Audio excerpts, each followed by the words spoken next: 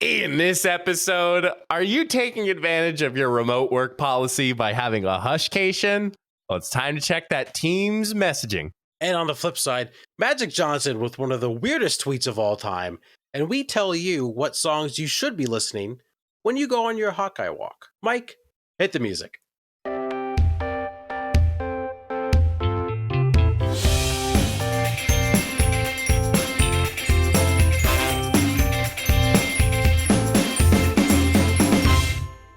Good morning, good evening, good afternoon, and good night, Irene, to another episode of the Funny Business Podcast. Welcome back, everybody, or first time here, welcome. We're glad you're here. Hopefully you stay a while for a long time, not just a good time, but it'll always be a good time on the Funny Business Podcast. I am Mike Gambita. Alongside with me is none other than my best friend, my roommate for life, Mr. Matt Summers. Matt, how are you? How are things?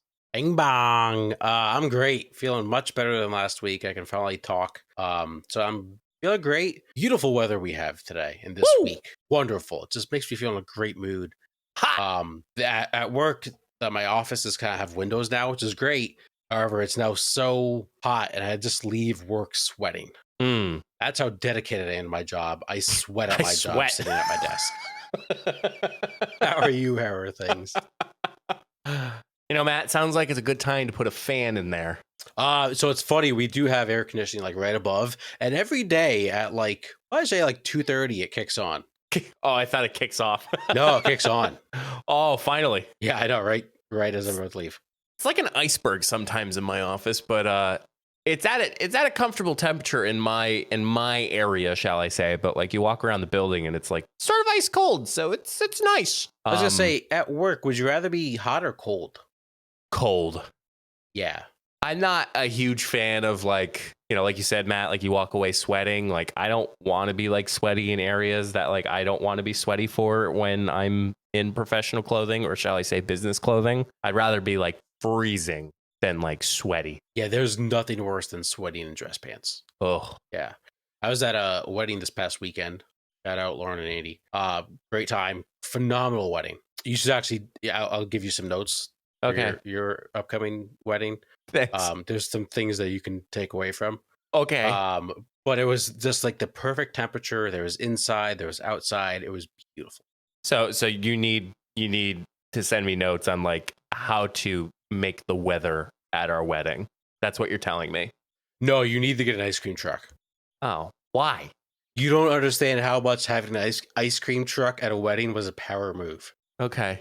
Also, given the fact where you proposed, there's got to be ice cream at your wedding. I didn't really think of that. Matthew. I didn't think of that till right now. That's really the spin zone I should have went with. Not a bad idea. Thank you. Yeah, of course.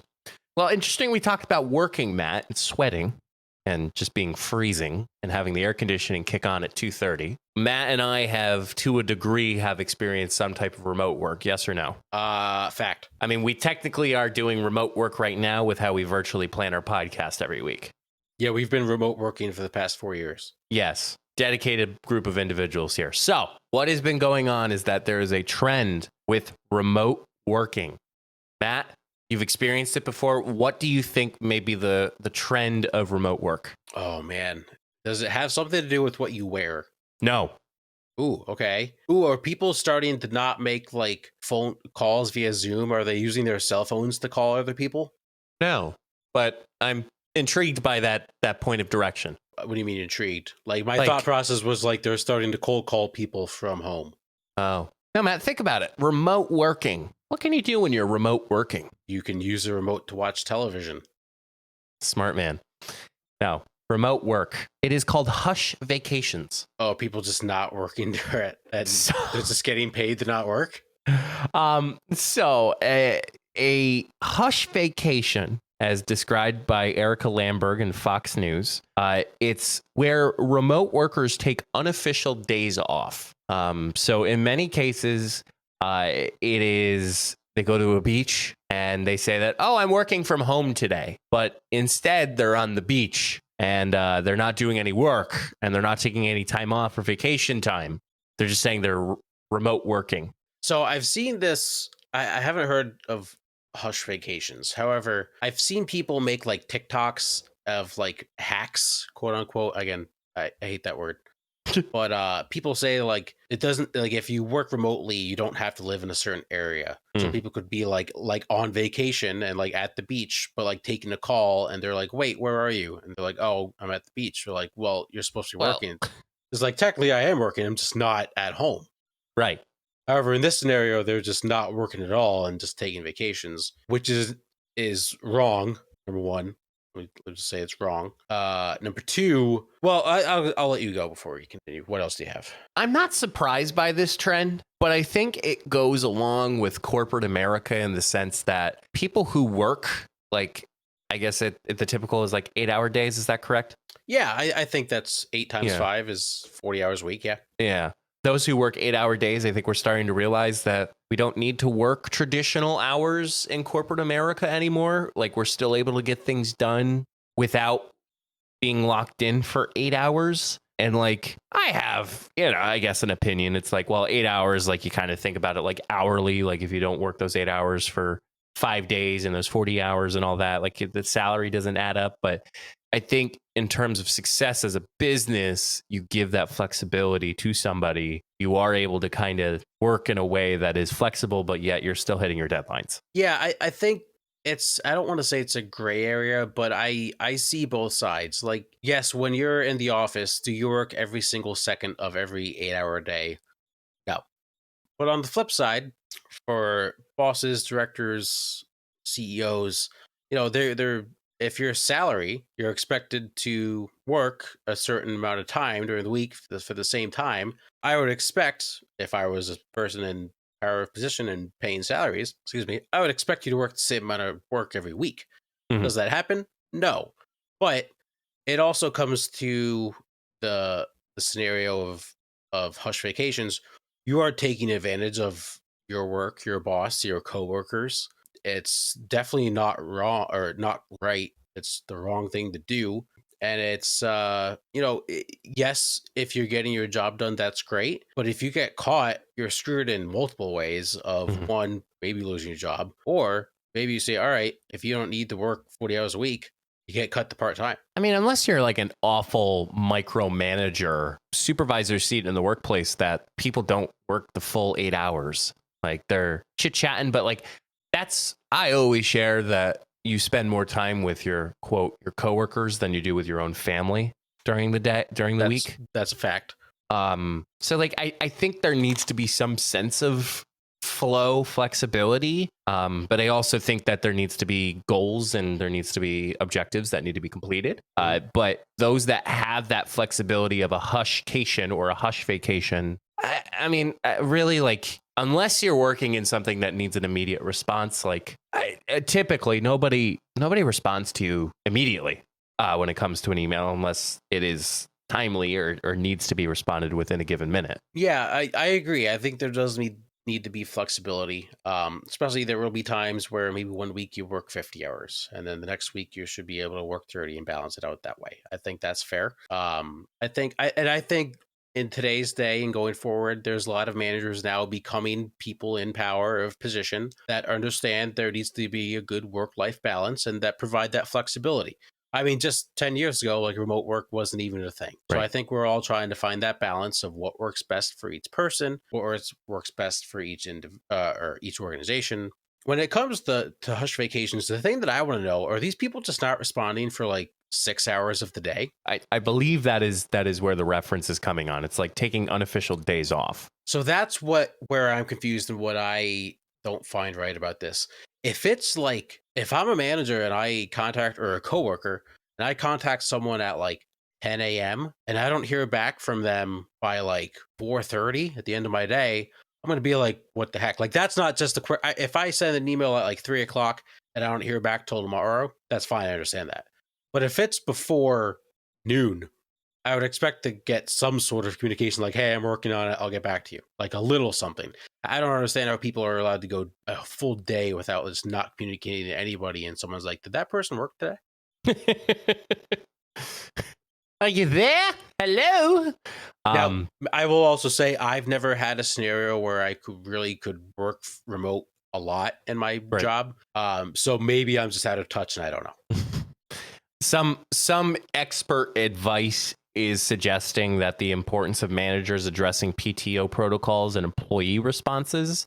And I think, Matt, that kind of piggybacks off of what you're discussing is kind of that concern of like they message you at like 10 a.m. and then it's 4:30, but then at the same time they look at their calendar, because most managers can look at your calendar and they don't see anything booked or anything like that. So unless like something has happened horribly, or that people, where was I going? Like something that happened horribly, or like people are just like dead in a project, which I think like Microsoft Teams is like a very toxic app that some companies use in terms of like tracking their activity. I don't know. I think that comes with the trust between the manager and the employee that is working from home. Like there's a trust between that the person working from home is going to do the work and also kind of be communicative in a sense. Like, I don't know. I feel like coming from a manager's perspective, like if a person is going like to somewhere different, like let's say they take their work and they go to like this scenic view that has like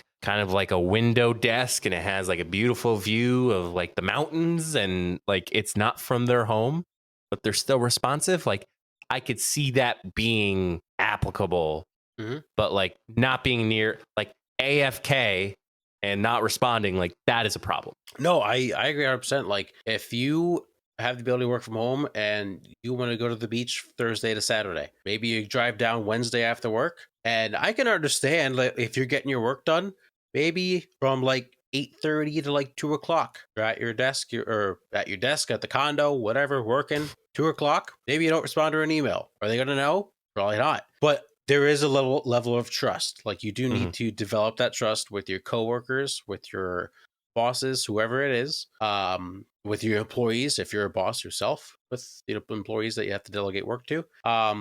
And I guess at the end of the day, if you're getting your work done, that should be the important part. No, I 100% agree with you, Matt. And I don't know. I think there is a case for businesses saying we all need to get back in the office, but I think it is a lack of leadership's understanding. And this is not, again, I think everybody, if you've watched our YouTube channel or if you watched our Facebook, like always at the bottom of the YouTube description, and I will read it out loud just for any context, just in case, it says that the opinions expressed in the show are the host's views and not necessarily those of any business or organization. So many cases, like those big major companies that like want people to come back to work, like it is a lack of understanding that there is a sense of like they don't know everything, so that's why they're trying to micromanage everybody getting back in the office. Like that is my hard opinion. I don't know if you have one. I don't really know if I have a great opinion. I don't want to be like typical white guy that knows everything, that's gonna say whatever he wants to say. Because I've never really been able to work from home consistently, so I don't know. I think it's a good balance. I think is key. You know, there's times where you're going to have to be in the office. But if you're in a scenario where you are fully remote, I can understand how that'd be kind of sweet and there'd be a lot of benefits to it. At the end of the day, if your employees are getting the work done and your business is doing good, it shouldn't matter if they're in the office, if they're at home, if it's hybrid. That's really all you care about. And if you have a boss that has to micromanage like that, not great in the first place. Find a new job. You brought up something interesting. Can I ask you a question? Go ahead. What's your opinion on shared work calendars? Define a shared work calendar. Let's say someone having access to your calendar. I think there is a barrier because you can put your event to private. I think it goes back to trust again. Like I'm going to put my appointment as private when I go to the doctor. Like that is for my own sake. Maybe, you know, there is something that's going on where I need to talk to my financial advisor, or I need to talk to something that's very personal and like not really work related. I'll make that private, but I think it is just that agreement that if it's private, like it is meant to be private. It's not, I'm trying to avoid my boss and making things private. I am also being mindful that I have nothing to hide. And not word of advice, but like kind of just like a frame of mind. Like if you don't want your boss to see something in your calendar, don't put it on your calendar. Put it on a different calendar. That's not your work. Yeah, it's just interesting. That wasn't English. I don't know what the hell that just came out of my mouth. It's interesting because I've never been in a scenario where someone's had access to my calendar. So I don't know how I have a strong opinion about that. But I've heard places that don't do this. There's a way kind of to get around it is there's one shared calendar. So you can put like important things that like everybody should know about. You put that on that calendar. And I like that idea. That's interesting. So it's a good way where like if you are like collaborating with like a coworker, put it on that shared calendar so everyone can see like, oh, okay, they're kind of working on something, or I have something that let's schedule the separate meeting for here. I do actually, like, my calendar is shared with my team, my boss, a couple other directors, and then in terms of calendar being shared with me, my team shares their calendar with me. That is not a micromanagement thing. Like, that is just simply can I walk into your office to ask you a question, or can I call you, or can I like send you a Teams message? So yeah, no, I find it hard to believe people that have shared calendars, and I guess you can speak to this, like they don't you don't just like take your first like half hour of the day and see what everybody has going on. No, I'm assuming that's not a thing. No, I don't. And if that is, and someone that does that, get out. I mean, I actually was going through my shared calendars and like clicking them on just out of curiosity, and nope. Yeah, I guess I've never just been in that situation, so I don't know. I like I said, if you have nothing to hide, you shouldn't be worried about it. Right. And if you have something to hide, don't put it on your work calendar. Yeah, and don't go on a hush vacation. No. Take that PTO that you earned. Word of advice from somebody who did not take advantage of that until their second career. I mean, it was a good payout, but regardless. Anywho, yeah, hush vacations or hushcations. Be careful, be mindful, but just take the damn PTO. Yeah, definitely take your PTO. And everybody hush up right now. We're going to slide on in. The second half of the show, Mike, it's time for Who Tweeted. Oh! Yeah, you didn't see that. I didn't tell him this was happening. Didn't tell him this was happening. I have not been on. Actually, Matt, you might have to adjust it because Elon Musk finally transitioned everything over to X.com now. Nope, still calling it Twitter. We're still calling it Who Tweeted. Yep, We could just transition it to Who Elon. Yeah, Who Elon. This is the best Who Tweeted of all time.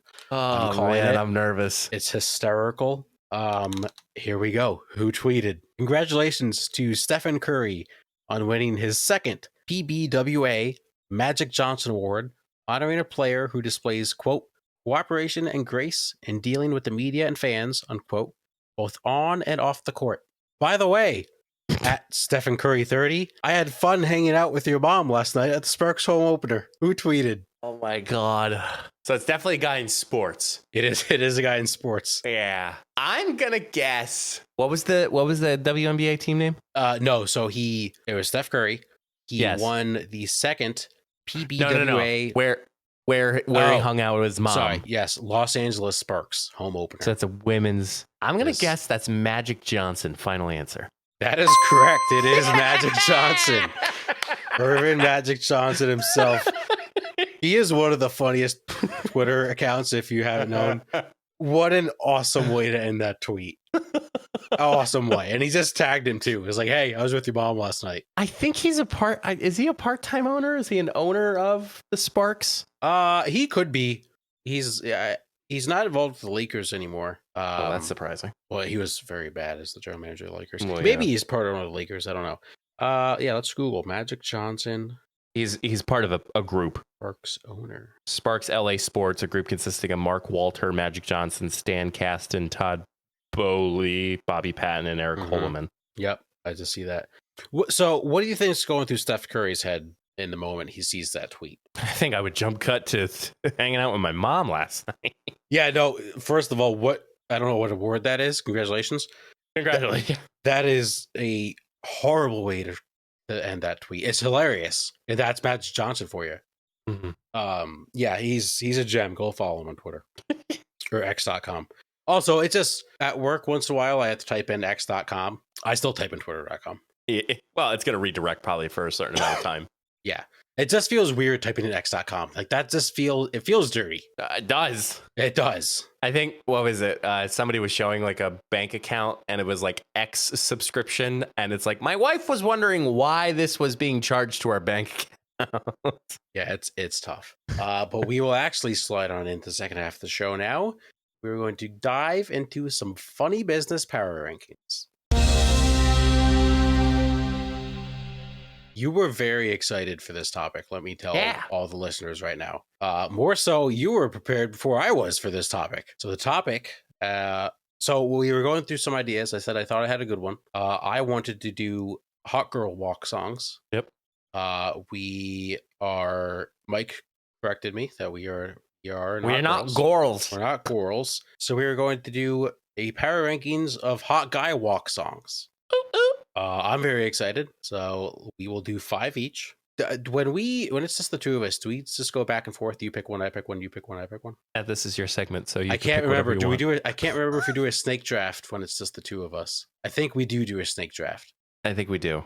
Yeah, it's only fair because it's like obviously I'll get first pick, you get second, but then you get first pick for the next round again. Yes. All right. So here's what we're gonna do. I'm gonna Google heads or tails. We're gonna flip coin. Call it tails. It is tails. It never fails. So you get to choose if you want the first pick or if you want me to go first. I am so confident in my number 1 draft pick. I will go second. Wow. Okay, that's fine because I'm confident in my number 1 pick, but I'm also kind of confident you could take it. This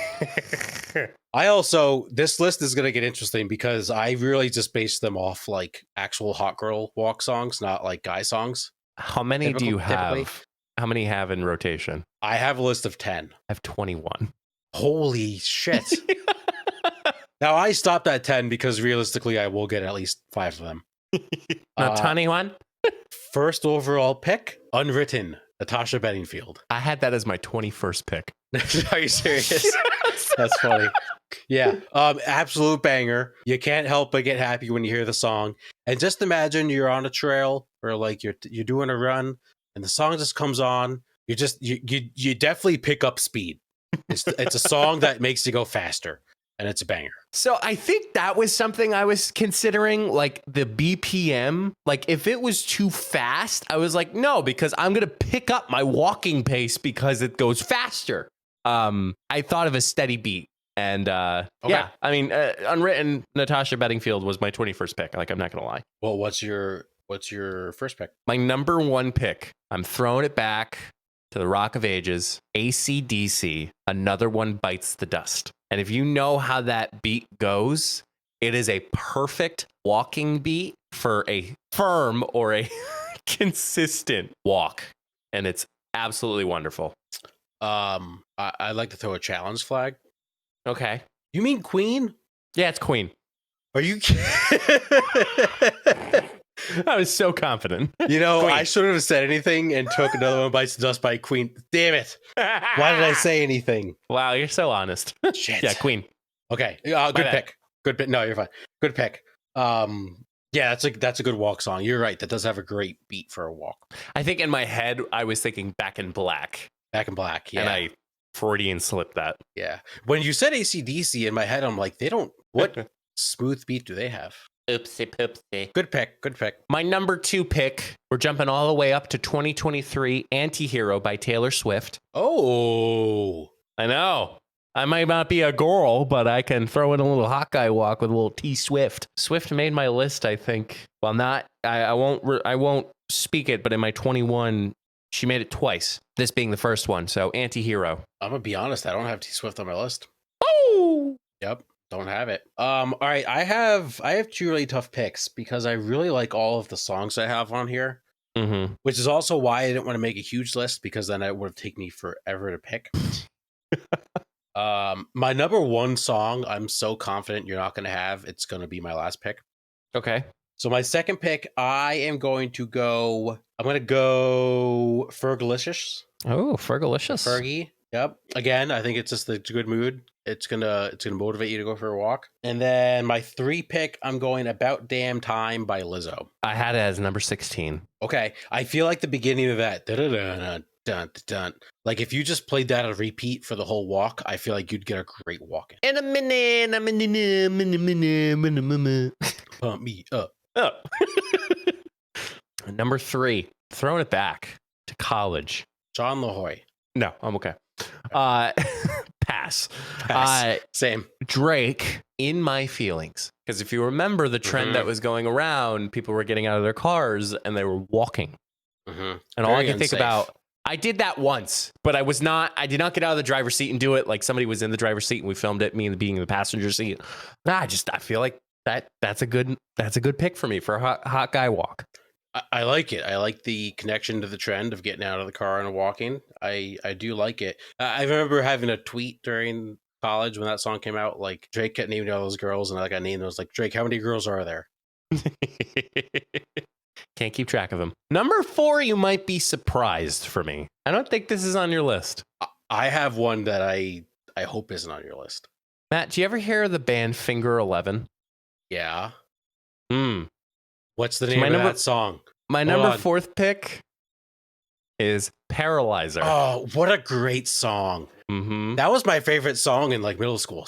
Hand up.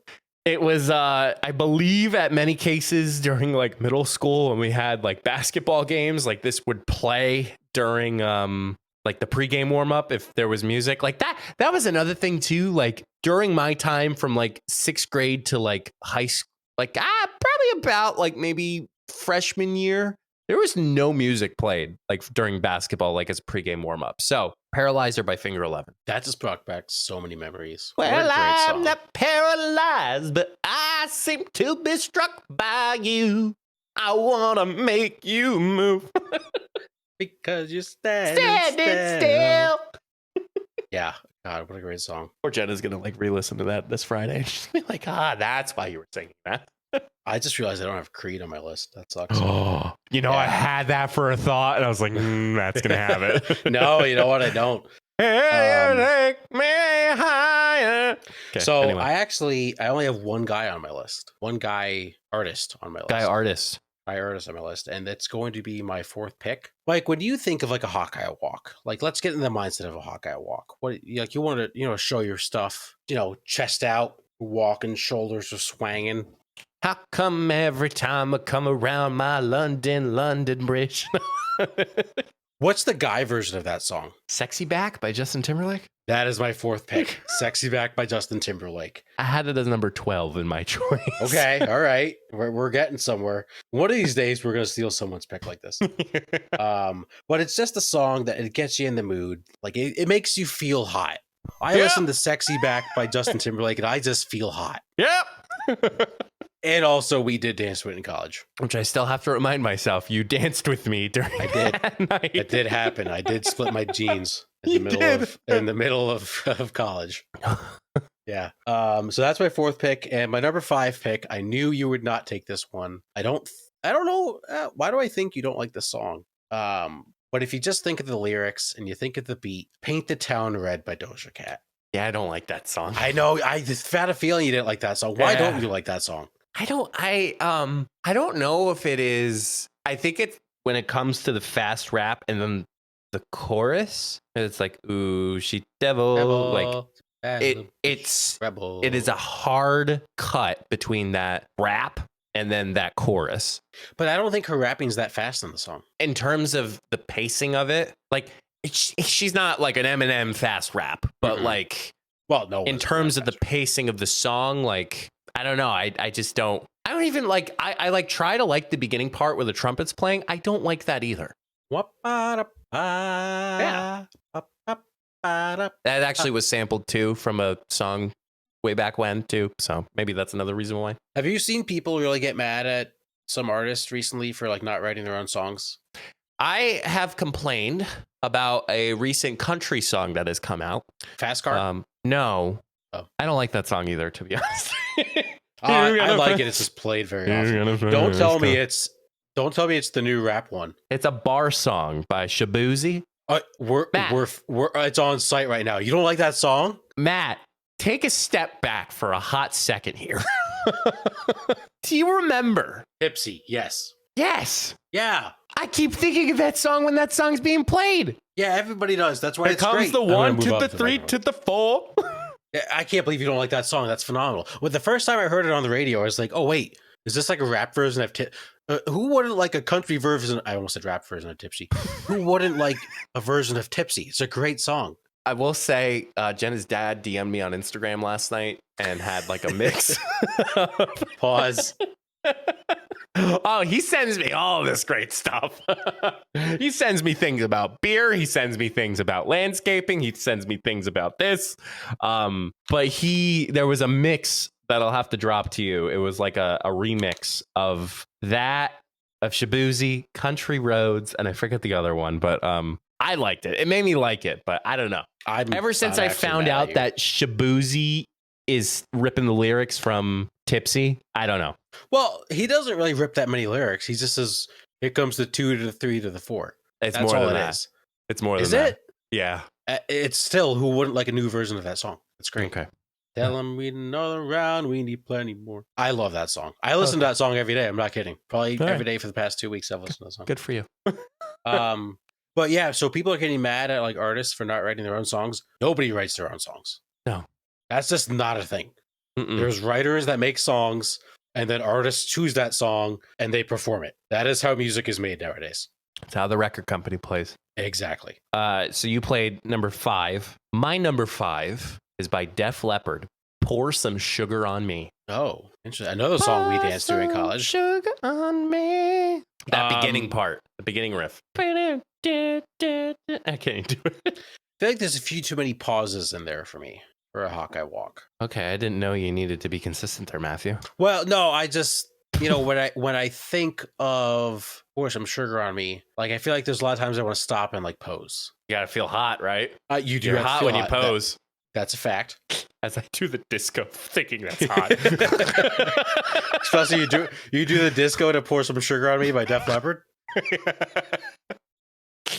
No, I don't.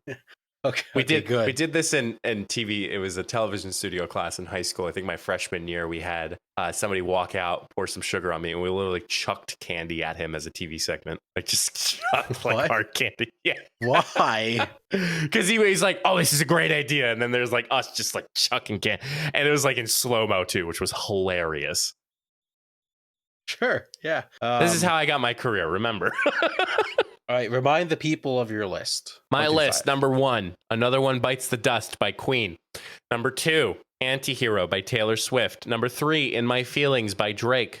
Number 4, Paralyzer by Finger 11. And number 5, Pour Some Sugar on Me by Def Leppard. My number 1, we have Unwritten by Natasha Bedingfield. Number 2, Fergalicious by Fergie. Number 3, About Damn Time by Lizzo. Number 4, Sexy Back Justin Timberlake. And number 5, Paint the Town Red by Doja Cat. And I messed up my list. Why? I forgot to take a song, and I regret taking one of my songs. So honorable mention, we're going to go through this honorable mention. The song I should have took was Pretty Girls Walk by Big Boss Fett. Because you can't not have a hot guy walk or a hot girl walk song without Pretty Girls Walk. Oh, the pretty girls walk like this. I mean, I'm so upset at myself right now for not picking that. I also had Starships, Nicki Minaj. Oh, that's a quick one. Levitating, Dua Lipa. It Girl, Aaliyah's interlude. Itch, you know I'm sexy. Don't call, just text me. And then last one on my list was Don't Ya by the Pussycat Dolls. Oh, I forgot about that one. That one I'm also a little upset I didn't take. Don't Ya. I forget. I'm Too Sexy by Right Said Fred. That's not on my list, but I feel like that should be. That's I'm Sexy. Sexy. So rolling off the list, so not including anything from Matt's. So Sexy Back, About Damn Time, and Unwritten. That was already mentioned. I had the very original Hawkeye Walk, Staying Alive by the Bee Gees. That's a good one. Another one is All Night featuring Knox Fortune, Chance the Rapper. And as I'm trying to hear it, everybody outside. Okay, yep. Yeah. Homecoming, Kanye West and Chris Martin, just that steady beat. Gives You Hell by the All American Rejects. Oh, that's a great choice. I actually said I don't have Fergie, but I do. It's London Bridge by Fergie. Okay. Another one that I just like the beat of it is Blurred Lines by Robin Thicke, T.I., and Pharrell Williams. I don't like that song. There's I don't know. That whole song just reminds me of the whole Miley Cyrus and Robin Thicke on stage at the VMAs, and Miley was twerking on Robin Thicke, and Robin Thicke was married, and I don't know. Number 13. I said number 13, but continuing on the list, Love on Top by Beyonce. Yeah, we have an iconic video of that. song. that shall never be released on the Nope. internet. Don't know why I picked this one. Womanizer by Britney Spears. Okay. All right. Yeah. Burning Up by the Joe Bros. That's a good one. Starboy by The Weeknd and Daft Punk. Okay. I'm a star boy. Another throwback, Let It Rock by Kevin Rudolph and Lil Wayne. Because when I arrive. Is his name Kevin Rudolph? It is Kevin Rudolph. Is it? Yes. I'm going to fact check you real quick, but keep going. Continuing on, Matt, a throwback to us when we were in college for orientation. I'm the One by DJ Khaled and Company. Yeah, that's a good one. Yeah. And a lot of people on that song. And then just for humor, Taylor Swift, Out of the Woods. How are you out of the Okay, I like you're that. walking Yeah, out, walking out of a hike out of the woods. Yes. Yeah, no, that's a good one. I like that a lot. Oh man. Let us know what your favorite hot guy, hot girl walk is. Hot guy, hot girl walk song is. Or hot girl or hot gender neutral walk. Or hot gender neutral walk, correct? Yep. Any song that makes you feel hot. Let us know what it is. Hot walk. Hot walk. Yeah, that is Power Rankings. Hope you all enjoyed. And that concludes another episode. Make sure you find all of our stuff at beacons.ai/funnybusinesspod. Mr. Matthew. Yeah-ish. What is your advice for the good people of the funny business world? About 2 days ago, I came up with this advice. Oh, great. I don't remember what it was now. That's not funny. You're not supposed to laugh Write at that. down your advice. And it's funny. My I advice. said I was going to, and then I did not. So my advice, reach out to your old friends. Like I said, I had a wedding this past weekend. It's the start of wedding season this summer for self and April as well. But it's great to see old friends. It was a great time. Whether you talk to them every day, check in on them, whether it's someone you haven't seen in a while, you see a post on Facebook, say congratulations, leave a comment, whatever kind of comment that might be, whatever kind of post it is. Let them know you're thinking of them. It'll make their day. Yeah, thanks, Matt, for getting back to me this weekend. Did you text me this weekend? I sent you a tickety talk. Did I not respond? No, I was just joking. You know what? That's mean. That's mean. I feel like we talk all the time, so We at least talk at some point once a day. yeah. Even if this podcast would go away, I think we'd still talk. I hope. I'm going to be the best man in your wedding. I would hope we still talk once a day. Schedule time to talk to your friends. But anyway, that concludes another episode. And until the next time, we'll see you all in the next episode. Stay safe, everyone.